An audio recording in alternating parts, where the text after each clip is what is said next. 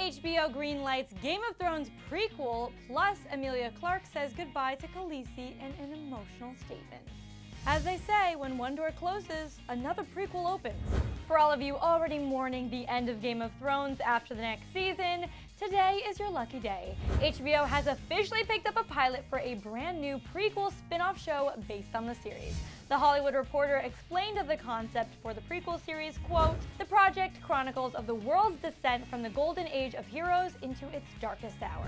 Fans of the show have already started dissecting this hint, and many are theorizing that the plot of the prequel could revolve around the legend of the Night King, aka the leader of the Night's Watch, who ushered in the dark era known as the Long Night. And HBO's cryptic logline for the show all but confirms that theory as it states, quote, "One thing is for sure, from the horrifying secrets of Westeros' history to the true origin of the White Walkers, the mysteries of the East to the Starks of legend, it's not the story we think we know."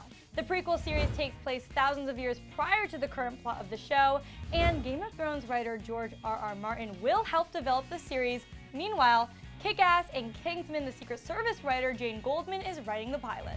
HBO has previously stated that any spin-off of Game of Thrones would not air for at least a year after the final season of the current Game of Thrones, which means it'll probably be a couple of years before the pilot for the prequel even drops. But still, we'll take anything to give us hope that the show will go on, just with a totally different cast and plot. And in other Game of Thrones news, star Emilia Clarke, who plays Daenerys Targaryen, aka Khaleesi on the show, penned an emotional goodbye to her character and the series that made her a household name. In her post, she wrote, quote, "Hopped on a boat to an island to say goodbye to the land that has been my home away from home for almost a decade. It's been a trip, Game of Thrones. Thank you for the life I never dreamed I'd be able to live and the family I'll never stop missing."